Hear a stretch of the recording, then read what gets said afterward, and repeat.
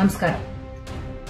ಇವತ್ತು ರಾಜರಾಜೇಶ್ವರಿ ನಗರ ವಿಧಾನಸಭಾ ಕ್ಷೇತ್ರದ ಜೆಪಿ ಪಾರ್ಕ್ ಉದ್ಯಾನವನದಲ್ಲಿ ಕರ್ನಾಟಕ ರಾಜ್ಯ ಸರ್ಕಾರದ ಉಪಮುಖ್ಯಮಂತ್ರಿಗಳಾಗಿರುವಂತಹ ಡಿಕೆ ಶಿವಕುಮಾರ್ ಸರ್ ಅವರು, ಬೆಂಗಳೂರು ಉಸ್ತುವಾರಿ ಸಚಿವರು ಕೂಡ ಹೌದು, ಅವರು ಬೆಂಗಳೂರು ನಡಿಗೆ ಅನ್ನೋ ಒಂದು ಕಾರ್ಯಕ್ರಮ ನಾಗರಿಕರ ಜೊತೆಗೆ, ಬೆಂಗಳೂರಿನ ನಾಗರಿಕರ ಜೊತೆಗೆ ಸಂವಾದವನ್ನ, ಸಮಾಲೋಚನೆಯನ್ನ ಮಾಡಿ ಅವರಿಗೆ ಏನಾದರೂ ಸಮಸ್ಯೆ ಇದ್ರೆ ಅದನ್ನ ಸ್ಥಳದಲ್ಲೇ ಪರಿಹಾರ ಮಾಡಬೇಕು ಅನ್ನೋ ಒಂದು ಉತ್ತಮವಾದಂತಹ ಯೋಜನೆಯನ್ನ ಇವತ್ತು ನಮ್ಮ ಕ್ಷೇತ್ರದಲ್ಲೂ ಕೂಡ ಆಯೋಜನೆಗೊಂಡಿತ್ತು. ಕಾರ್ಯಕ್ರಮ ಕೂಡ ನಡೆಯಿತು. ಈ ಕಾರ್ಯಕ್ರಮಕ್ಕೆ ಬಂದಂತ ಶಾಸಕರು ತಾವು ಏನ್ ಮಾಡಿದ್ರಿ? ಗಲಾಟೆಯನ್ನ ಮಾಡಿದ್ರಿ. ನಂತರ ನಿಮ್ಮ ಮೇಲೆ ದೌರ್ಜನ್ಯ ಆಗಿದೆ ಅಂತ ಹೇಳಿ ಮಾಧ್ಯಮಗಳ ಮುಂದೆ ಹೋಗಿ ಅಳಲನ್ನ ತೋಡ್ಕೊಂಡ್ರಿ. ಮಾಧ್ಯಮಗಳ ಮುಂದೆ ಬಹಳ ರೋಷಾವೇಶದಿಂದ ಹೇಳಿಕೆಗಳನ್ನ ನೀಡಿದಿರಿ. ಏನಂತ? ಒಂದು ಹೆಣ್ಣನ್ನ ಪಕ್ಕದಲ್ಲಿ ನಿಲ್ಸ್ಕೊಂಡು ಬೆಳಗ್ಗೆಯಿಂದನೂ ವಾಕಿಂಗ್ ಮಾಡ್ತಾ ಇದ್ದಾರೆ, ಒಂದು ಹೆಣ್ಣನ್ನ ನಿಲ್ಸ್ಕೊಂಡು ಪ್ರಚಾರ ಮಾಡ್ತಾ ಇದ್ದಾರೆ, ಒಂದು ಹೆಣ್ಣನ್ನ ಉಪಯೋಗಿಸಿಕೊಂಡು ಜನಗಳನ್ನ ಭೇಟಿ ಮಾಡ್ತಾ ಇದ್ದಾರೆ, ಒಂದು ಹೆಣ್ಣನ್ನ MLA ಮಾಡಬೇಕು, ಒಂದು ಹೆಣ್ಣನ್ನ ಮಂತ್ರಿ ಮಾಡಬೇಕು, ರಾಮಾಯಣ ನಡೆದಿದ್ದು ಹೆಣ್ಣಿಂದ, ಮಹಾಭಾರತ ನಡೆದಿದ್ದು ಹೆಣ್ಣಿಂದ. ಯಾಕ್ರಿ ಇಷ್ಟೊಂದು ತಾತ್ಸಾರ ನಿಮ್ಗೆ ಹೆಣ್ಣು ಅಂದ್ರೆ? ಯಾಕೆ ಇಷ್ಟು ತುಚ್ಛವಾಗಿ ಒಂದು ಹೆಣ್ಣು ಬಗ್ಗೆ ಮಾತಾಡ್ತಿರಲ್ಲ? ಈ ದೇಶದಲ್ಲಿ ಬ್ರಿಟಿಷರ ವಿರುದ್ಧ ಹೋರಾಟ ಮಾಡಿ ತನ್ನ ಜೀವವನ್ನ ತ್ಯಾಗ ಮಾಡಿದಂತಹ ರಾಣಿ ಲಕ್ಷ್ಮೀಬಾಯಿ ಕೂಡ ಒಬ್ಬ ಹೆಣ್ಮಗಳೇ. ಹೆಣ್ಣು ಮಕ್ಕಳಿಗೆ ಶಿಕ್ಷಣವನ್ನ ನೀಡಬೇಕು ಅಂತ ಹೇಳಿ ಆವಾಗಿನ ಕಾಲದಲ್ಲೇ ಸಮಾಜದ ಸುಧಾರಣೆ ಆಗಬೇಕು ಅಂತ ಹೇಳಿ ಹೋರಾಟ ಮಾಡಿದಂಥದ್ದು ಕೂಡ ಸಾವಿತ್ರಿಬಾಯಿ ಫುಲೆ ಅನ್ನೋ ಒಬ್ಬ ಹೆಣ್ಮಗಳೇ.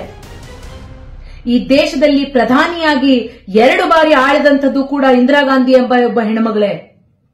ಪ್ರಪಂಚವೇ ಬಾಹ್ಯಾಕಾಶದತ್ತ ತಿರುಗಿ ನೋಡೋಂಗೆ ಮಾಡಿದ್ದು ಕೂಡ ಕಲ್ಪನಾ ಚಾವ್ಲಾ ಎಂಬ ಹೆಣ್ಮಗಳೇ. ಅಷ್ಟೆಲ್ಲ ಬೇಡಾರಿ, ನಿಮ್ಮಂತ ಒಬ್ಬ ಸತ್ ಪ್ರಜೆಗೆ ಜನ್ಮ ನೀಡಿರುವಂತದ್ದು ಕೂಡ ಒಬ್ಬ ಹೆಣ್ಮಗಳೇ. ನೀವು ಜನ್ಮ ನೀಡಿರುವಂತದ್ದು ಕೂಡ ಇಬ್ರು ಹೆಣ್ಮಕ್ಳಿಗೆ ನೆನಪಿರ್ಲಿ. ರಾಮಾಯಣ ನಡೆದಿದ್ದು ಯಾರಿಂದ? ರಾಕ್ಷಸ ರಾವಣ ಸೀತಾದೇವಿಯ ಮೇಲೆ ಮೋಹಗೊಂಡು ಅಪಹರಣ ಮಾಡಿದ್ದಕ್ಕೆ ರಾಮಾಯಣ ನಡೆಯಿತು. ಕೌರವರು ದ್ರೌಪದಿಯ ವಸ್ತ್ರಾಪಹರಣ ಮಾಡಿದ್ರು ಅಂತ ಕುರುಕ್ಷೇತ್ರ ನಡೆಯಿತು.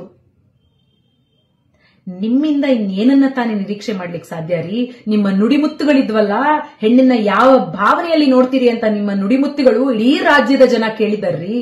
ಒಬ್ಬ ಗುತ್ತಿಗೆದಾರನನ್ನ ಮನೆಗೆ ಕರೆದು ಆತನಿಗೆ ಲಂಚದ ಬೇಡಿಕೆ ಇಟ್ಟು, ನೀನು ಲಂಚ ಕೊಡಕ್ಕಾಗದೆ ಹೋದ್ರೆ ನಿನ್ನ ಹೆಂಡತಿ ಮಗಳನ್ನ ನನ್ನ ಮಂಚಕ್ಕೆ ಕಳಿಸು ಅಂತ ಹೇಳಿದಂತ ಮಹಾನ್ ಪುರುಷ ಅಲ್ವೇನ್ರಿ ನೀವು? ನಿಮ್ಮಂತ ನಾಲಿಗೆಗೆ ಕಣ್ರಿ ಹೇಳಿರೋದು ಪುರಂದರದಾಸರು, ಆಚಾರವಿಲ್ಲದ ನಾಲಿಗೆ ನಿನ್ನ ನೀಚ ಬುದ್ಧಿಯ ಬಿಡು ನಾಲಿಗೆ, ವಿಚಾರವಿಲ್ಲದೆ ಪರರನ್ನ ದೂಷಿಸಲು ಚಾಚಿರುವ ನಾಲಿಗೆ ಅಂತ. ನೀವು ಕೆಲಸ ಮಾಡಿ, ರಾಜಕಾರಣದಲ್ಲಿ ನಿಮ್ಗೆ ಅವಕಾಶ ಸಿಕ್ಕಿದೆ, ಕೆಲಸ ಮಾಡ್ರಿ. ಆದ್ರೆ ಪಾಟ್ ಹೋಲ್ ಮುಚ್ಚಿ ಅಂತ ಅಂದ್ರೆ ಇಂಜಿನಿಯರ್ಗಳಿಗೆ ಕರೆದ್ಬಿಟ್ಟು ಪಾಟ್ ಹೋಲ್ ಮುಚ್ಕೂಡ್ದು, ಸರ್ಕಾರಕ್ಕೆ ಕೆಟ್ಟ ಹೆಸರು ಬರಬೇಕು, ಜನಗಳು ಹೆಂಗಾದ್ರೂ ಸಾಯ್ಲಿ, ಸರ್ಕಾರಕ್ಕೆ ಸಚಿವರಿಗೆ ಕೆಟ್ಟ ಹೆಸರು ಬರಬೇಕು ಅಂತ ಹೇಳಿ ಪಾಟ್ ಹೋಲ್ ಮುಚ್ಚಕ್ ಬಿಡದೆ ಇರುವಂತ ನೀವು ಇವತ್ತು ಅಭಿವೃದ್ಧಿ ಬಗ್ಗೆ ಮಾತಾಡ್ತೀರಿ, ನಿಮ್ಮನ್ನ ಕಡೆಗಣಿಸಿದ್ರ ಬಗ್ಗೆ ಮಾತಾಡ್ತೀರಿ. ನೀವು ಮಾಡಿದಂತ ಹಗರಣಗಳು, ನೀವು ಮಾಡಿರುವಂತ ಜೆಪಿ ಪಾರ್ಕ್ ಉದ್ಯಾನದ ಹಾಳ್ಗಿಡಿದಿರುವಂತ ಜೆಪಿ ಪಾರ್ಕ್ ಉದ್ಯಾನದ ಬಗ್ಗೆ ಜನಸಾಮಾನ್ಯರು ಇವತ್ತು ಹೋಗಿ ಎಲ್ಲ ಕಂಪ್ಲೇಂಟ್ ಮಾಡ್ತಾ ಇದ್ರಲ್ರಿ. ಆ ಚೆನ್ನಾಗಿದ್ದಂತ ಸ್ವಿಮ್ಮಿಂಗ್ ಪೂಲ್ ಅಲ್ಲಿ ಇವತ್ತು ಹಾವು ಚೇಳುಗಳು ಓಡಾಡ್ತಾ ಇದಾವೆ. ಆ ಮಕ್ಕಳು ಆಟ ಆಡ್ತಾ ಇದ್ದಂತಹ ಆಟದ ಮೈದಾನ ಇವತ್ತು ಎಲ್ಲವೂ ಕೂಡ ನೆನಗುದಿಗೆ ಬಿದ್ದಿದೆ. ಅಲ್ಲಿ ಅಲ್ಲಿ ಉಪಯೋಗಿಸ್ಲಿಕ್ಕೆ ಯಾವ ವ್ಯವಸ್ಥೆನೂ ಕೂಡ ಇಲ್ಲ.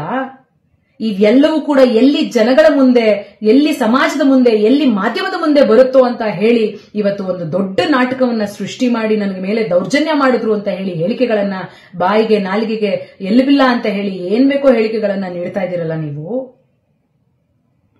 ಇನ್ನೊಂದು ವಿಪರ್ಯಾಸ ಹೇಳಲೇಬೇಕು ಇದನ್ನ. ತಾವು ಬಹಳ ಗೌರವ ಇದೆ ನನಗೆ RSS ಬಗ್ಗೆ ಅಂತ ಹೇಳಿ ತಾವು ನನ್ನ RSS ಟಾಪಿಕ್ ತೆಗೆದುಬಿಟ್ರು, ಹಂಗೆ ಅಂತ ಅವಮಾನ ಮಾಡ್ಬಿಟ್ರು ಅಂತ ಹೇಳ್ತಿದ್ದೀರಲ್ಲ. ನನಗೆ ಸತ್ಯವಾಗ್ಲೂ ನಗಬೇಕು ಅಳಬೇಕು ಗೊತ್ತಾಗ್ತಾ ಇಲ್ಲ. RSSಗೆ 100 ವರ್ಷದ ಇತಿಹಾಸ ಇದೆ ಅಂತ ಹೇಳ್ತಾರೆ ನಿಮ್ಮ ನಾಯಕರು ಎಲ್ಲರೂ ಕೂಡ. ಆ RSSಗೆ ನಿಮ್ಮಂತವ್ರು ಒಬ್ಬ ಅತ್ಯಾಚಾರದ ಆರೋಪಿ, ಒಬ್ಬ ಅನಾಚಾರ ಮಾಡಿರುವಂತ ಆರೋಪಿ, ನಿಮ್ಮದೇ ಪಕ್ಷ ಬಿಜೆಪಿ ಪಕ್ಷದ MLC ಆಗಿದ್ದಂತವರು ನಿಮ್ಮ ವಿರುದ್ಧ ಈಗಲೂ ಕೂಡ ಕೋರ್ಟ್ನಲ್ಲಿ ಕೇಸನ್ನ ನಡೆಸ್ತಾ ಇದ್ದಾರೆ. ನಿಮ್ಮಂತವರು RSS ವೇಷವನ್ನ ಧರಿಸುವಂತ ಪರಿಸ್ಥಿತಿ RSSಗೆ ಬಂದ್ಬಿಡ್ತಲ್ಲ ಅನ್ನೋ ಒಂದು ವಿಚಾರ ನನಗೆ ನಗಬೇಕು ಅಳಬೇಕು ಗೊತ್ತಾಗ್ತಾ ಇಲ್ಲ ರೀ. ನೀವು ರಾಜಕಾರಣ ಮಾಡಬೇಕಾ? ನೇರ ರಾಜಕಾರಣ ಮಾಡಿ, ತಯಾರಿದ್ದೀನಿ ನಾನು. ನಿಮ್ಮ ಮುಂದೆ ಒಬ್ಬ ಹೆಣ್ಣು ಮಗಳು ರಾಜಕಾರಣದಲ್ಲಿ ಪ್ರತಿಸ್ಪರ್ಧಿಯಾಗಿ ನಿಂತಿದ್ದಾಳೆ ಅಂತ ಹೇಳಿ ನಿಮ್ಗೆ ತಡ್ಕೊಳಕ್ ಆಗ್ತಾ ಇಲ್ಲ ಅನ್ನೋದು ಬಹಳ ಸರಾಗವಾಗಿ ಎಲ್ರಿಗೂ ಕೂಡ ಗೊತ್ತಾಗ್ತಾ ಇದೆ. ನಿಮಗೆ 1,25,000 ಮತಗಳನ್ನು ನೀಡಿದ್ರೆ ಇದೇ ರಾಜರಾಜೇಶ್ವರಿ ನಗರ ಕ್ಷೇತ್ರದಲ್ಲಿ 1,16,000 ಮತಗಳನ್ನ ಇದೇ ಹೆಣ್ಣು ಮಗಳಿಗೆ ನೀಡಿದ್ದಾರ್ರಿ. ನಮ್ಮನ್ನೂ ಬಂದು ಜನ ಕೇಳ್ತಾರೆ, ನಿಮಗೆ ಮತ ನೀಡಿದೀವಿ, ನಮ್ಗೆ ಸಮಸ್ಯೆ ಇದೆ, ಪರಿಹಾರ ಮಾಡಿಸಿ ಅಂತ. ಅದೇ ಒಬ್ಬ ಪುರುಷ ಅಭ್ಯರ್ಥಿ, ನಿಮ್ಮ ವಿರುದ್ಧ ನಿಂತ ಪುರುಷ ಅಭ್ಯರ್ಥಿ, ಸೋತ ಅಭ್ಯರ್ಥಿ ಇವತ್ತು ಸಚಿವರ ಜೊತೆ ನಡೆದು ಹೋಗಿ ಜನಗಳ ಸಮಸ್ಯೆಗಳನ್ನ ಅವರ ಮುಂದೆ ಇಟ್ಟಿದ್ರೆ ನೀವು ಇದೇ ರೀತಿ ತುಚ್ಛವಾಗಿ ಆತನ ಬಗ್ಗೆ ಮಾತಾಡ್ತಿದ್ರಾ? ನಿಮ್ಮಿಂದ ನಿರೀಕ್ಷೆ ಏನು ಮಾಡಕ್ ಸಾಧ್ಯ ಇಲ್ಲ ರೀ. ಆದ್ರೆ ಒಂದು ಮಾತು ಮಾತ್ರ ಹೇಳ್ತೀನಿ, ದಯಮಾಡಿ ಇದನ್ನ ಎಚ್ಚರಿಕೆ ಅಂತ ತಿಳ್ಕೊಳ್ಳಿ. ಮತ್ತೊಮ್ಮೆ ನೀವು ತುಚ್ಛವಾಗಿ ಬಹಳ ಕೀಳ್ಮಟ್ಟಕ್ಕೆ ನಮ್ಮ ಬಗ್ಗೆ ಮಾತಾಡಿದ್ರೆ ನಾನು ಕಾನೂನಿನ ಮೂಲಕ ಹೋರಾಟ ಮಾಡಬೇಕಾಗತ್ತೆ. ಎಚ್ಚರ ಇರಲಿ.